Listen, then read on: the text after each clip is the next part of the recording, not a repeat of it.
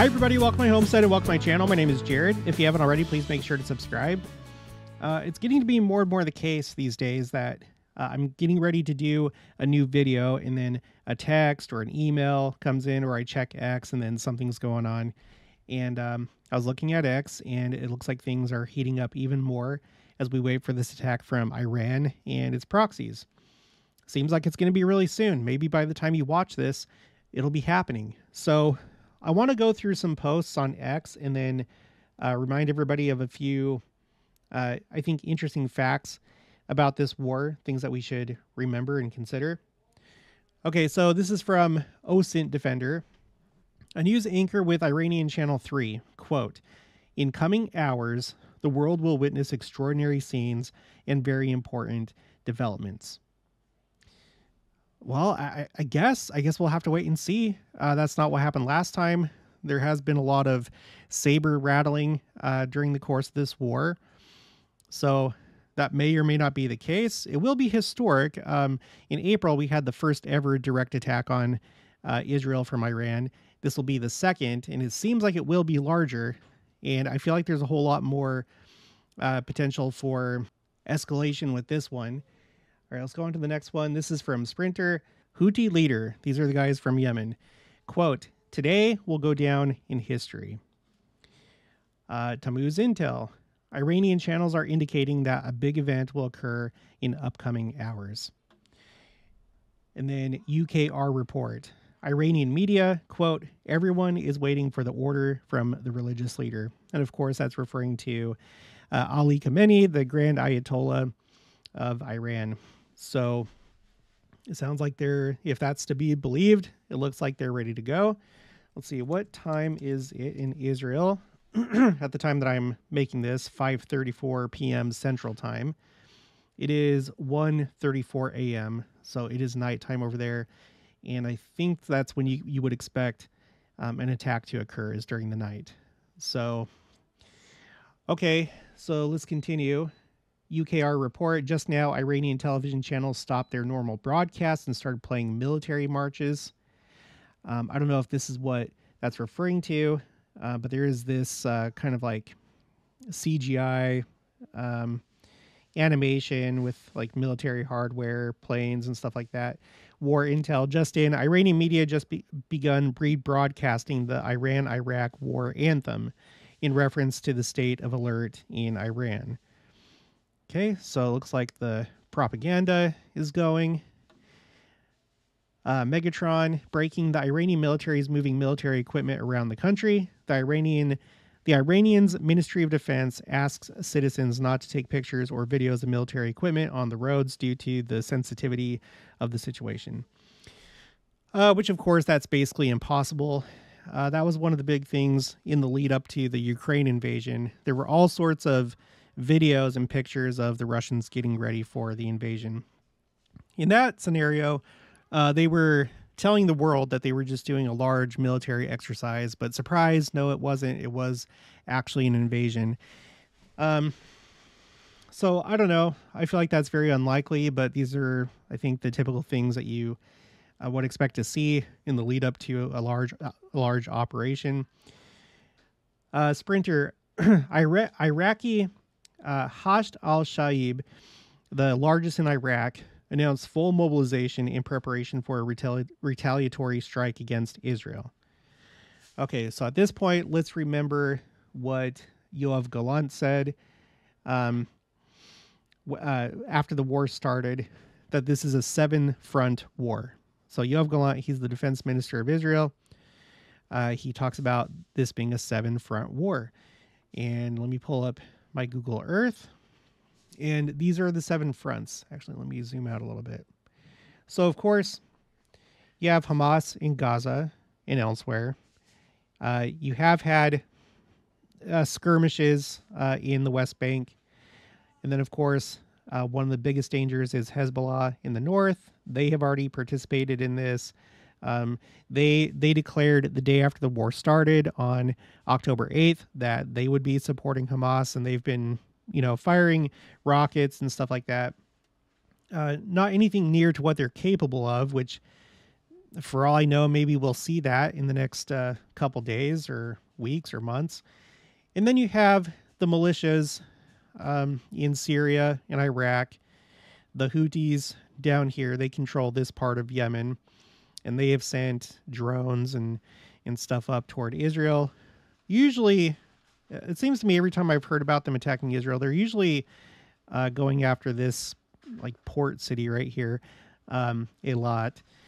And then, as Israel refers to it, the head of the snake or octopus, or, you know, the one that's directing all this, Iran itself. So all the way up until April, you hadn't seen any direct attack from Iran on Israel. We saw it in April, and now it looks like we're in for round 2. We'll see what happens. So let's go ahead and let's get back to this. OSINT Defender, an Iraqi channel, is claiming that Harakat Hezbollah al-Nujaba, an Iranian-backed paramilitary force under the 13th Brigade of the Popular Mobilization Forces, or PMF for short, has ordered a general mobilization of its forces. Okay, and then we have this from Politica, translate post. All air bases in the country were put on high alert. Then we have this from OSINT Defender. Pro-IRGC, that's Iran, channels are claiming that the upcoming attack against Israel will be different from Operation Sadiq's Promise, which was the previous Iranian attack against Israel in April, with this attack being multi-stage in nature and consist of a series of quote-unquote skirmishes over at least a 3-day period. Okay, so yeah, that would be different. The last time, it was just like a big like rocket barrage, rockets, cruise missiles, drones coming from Iran. And it was, if I remember right, it was mostly just Iran that was firing that off. Now, it's going to be multi-front. It's going to be multi-staged, if this is correct, and not just be like an overnight attack. It'll be a multi-day attack.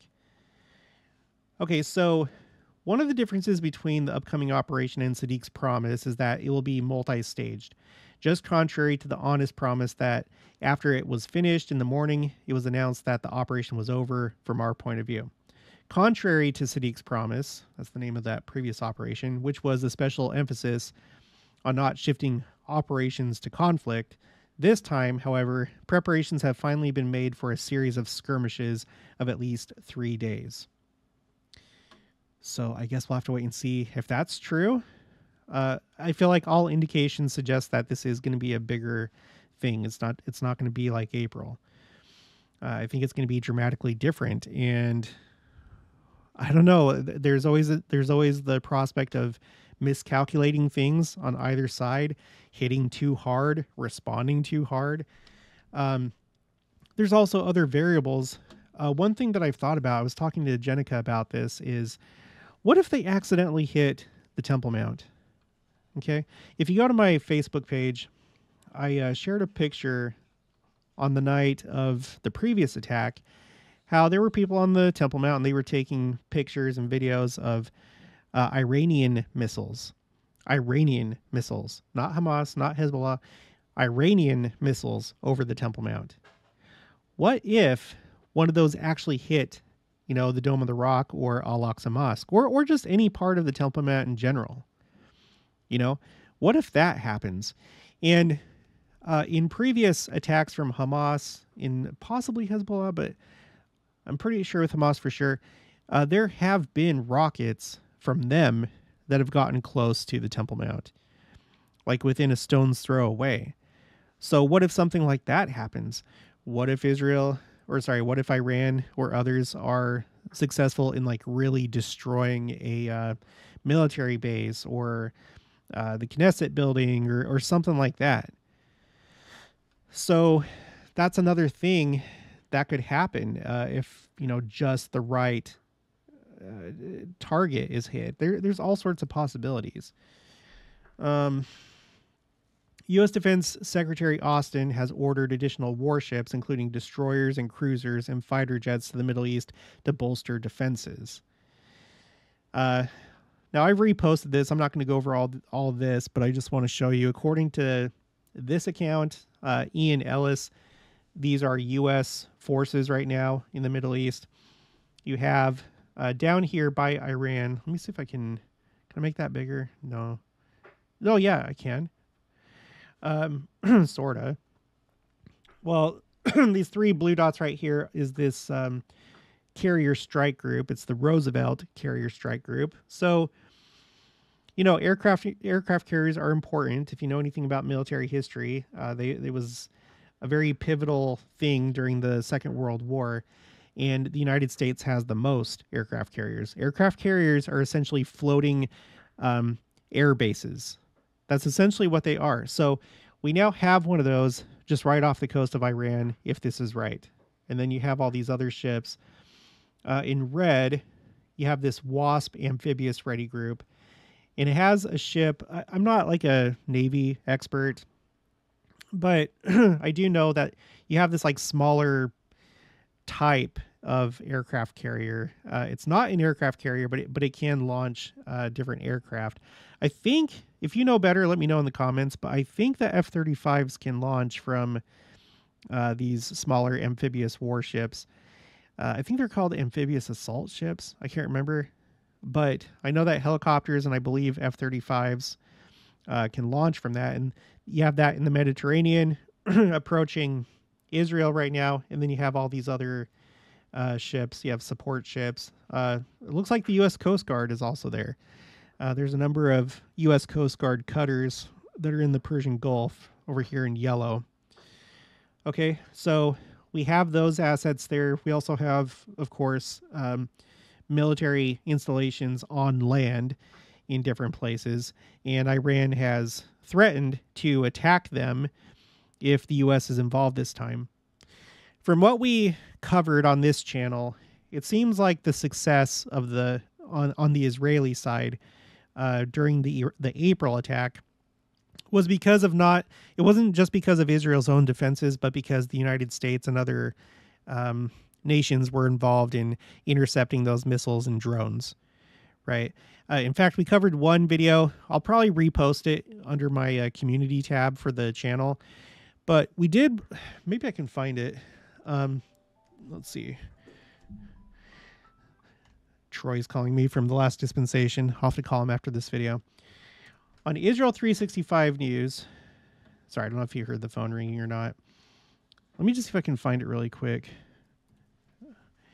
There was an article that was talking about the fact that it was a miracle last time that they were able to intercept as many missiles as they did, that everything worked so well. Yeah, let's see. Leading rabbis and scientists called defense against Iran attack a miracle. Yep, this is it right here. So I'll put this in the description box below if you want to read this article, but I already covered this in a video. And I'll see if I can find that video and post that as well. But, you know, rabbis had something to say about it, but also those that are familiar with these defense systems said that this was basically a miracle, that it worked the way that it did. So what are we going to see this time? I don't know. Oh, let me read this. The simple proof of what I said is that the managers of the defense industries who develop and manufacture these systems guarantee no more than 90% success. And we all saw with our own eyes 99.9. So if you take that to be true, that's what happened last time. We'll see what happens this time. Okay, but back to this. So Iran, we'll see if they make good on their word to attack American military installations in the region. I don't know if that's going to happen or not, but I wouldn't play around with that. OSINT Defender, U.S. Secretary of Defense Lloyd Austin has ordered the deployment of the USS Abraham Lincoln, CVN 72, and the ships of Carrier Strike Group 3 to the Middle East amid escalating tensions between Israel and Iran. So if that's the case, where'd it go?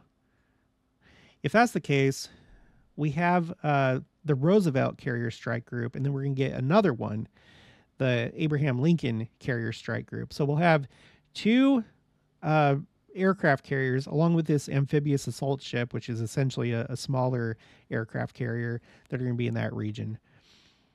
There's a lot of potential for things to go south. There really, really is. And then I think just a couple more things. War intel, the White House, Iran is very serious.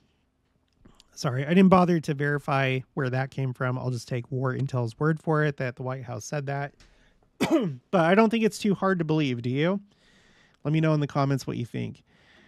I also want to remind you, I have this spreadsheet. I still need to update it. I haven't updated it in probably a couple months. And some of these numbers are in dispute as far as like Hamas and Palestinian casualties as a result of the war. I've put together a spreadsheet keeping track of all these different wars and conflicts and skirmishes and intifadas and operations and on and on. I've tried to keep track of it, and some of the numbers are sketchy. You have some wars where you just, as far as I can tell, I can't find any numbers for some of these countries, like from like really older wars. I'm talking about like the War of Independence and 6-Day War and stuff. So I know that they were involved, but so I'm just letting you know that this isn't necessarily 100% accurate, but if anything, this is probably an underestimate of the casualties of all these different wars. So on row 2, I have the Hamas, what's currently being called the Hamas war. Maybe that's going to change to Armageddon or something else in coming days or weeks or months or years. But you have this war, and you have the total from both sides in column I right here. And according to what I have right now, on both sides, it totals up to almost 37,000. Okay. And you compare that to previous wars, and you don't really come close. Here's the First Lebanon War, 20,000. The Yom Kippur War, which was an existential war for Israel, 17,000. You have the 6-Day War, another existential war, at only 16,500. And then Israel's first existential war, the War of Independence, at 22,000. So this is the fourth of Israel's 4 existential wars. It appears at the moment that it's the deadliest. I tried to find something to back that up, but I think, I haven't found anything. In December, they were talking about the fact that this is amongst their deadliest wars, but you know, here we are in August of 2024. But I do think at this point that it is its deadliest war, and it doesn't seem like it's even close to being over. You know, the war with Hamas is still going on. That hasn't even been resolved yet. And then if this with Iran and Hezbollah takes off, then it's like, I don't know, it's like a trilogy or something. Like we're getting close to the end of the first movie with Hamas, and then after that, it's probably going to be on to Hezbollah. I feel like there's a 95% chance that there will be all-out war with Hezbollah, and then Iran, maybe a lesser chance, but maybe not. I don't know. But whatever the case, I'm just trying to demonstrate that there's so much more potential and even likelihood that this is just going to continue, and if anything, get bigger. My goodness, things are just insane right now. You might want to, if you haven't already, you may want to download this app or keep it up on your desktop. I'll put a link for this website in the description box below. It's called Seva Adom. It's a rocket alert website and app, and you know, I have this up because I want to be aware of exactly when it starts happening. Already today, there have been a few smaller rocket attacks, both from the north and from the Gaza Strip. Okay. But they've just been smaller. But I'm expecting that, you know, this is going to light up pretty soon. In April, me and Jenica were out for a drive, and as we were coming home, The girls called us and they're like, something's going on in Israel because like the alert thing on your computer is just going crazy, because it'll have like a little sound, like a little alarm. You can pick what type you want it to be. I want it to be on twang. That should have been on twang. And it sounds like this. Is it playing? I don't know. Maybe it's because I'm recording a video right now, but I didn't hear the audio of that. So you might want to check this out. But let me finish with this. I would encourage you, like I did in the first video I did about this, to really think about coming back to church. If you're inactive or less active, please think about coming back to church. And even more than that, just for everybody, please take a look at your temple recommends and see when they expire. If they're close to being expired, I would encourage you to renew them. I just recently did that myself just a couple days ago. Mine's going to expire in October, so I was going to do it anyway, but this, what's going on here, this helps. I would encourage you to renew it. If you don't even have one, then please work on that and try and get one. Get to the temple, do the things that you need to do. And beyond that, for everybody, live righteously. Stay close to the Lord, pray, be in holy places. Don't break the commandments. This is not a time when you want to be caught off guard. Okay. Now, this may all turn out to be, well, I wouldn't say nothing, but it may not turn out to be the final war. But why don't we just go ahead and like take these obvious signs and just be safe, just be careful, just in case. How bad would you feel if this does turn out to be the final war? How bad would you feel if you miss certain events of the second coming, or even worse, you're counted among the wicked when it happens? When we've had all these like blatant, obvious signs that so many people are picking up on. So please be prepared. All right, that's going to be it for this one. If you haven't already, please make sure to subscribe, like this video if you liked it, leave your thoughts and opinions down in the comments below. Also make sure to share it, and I'll talk to you guys later.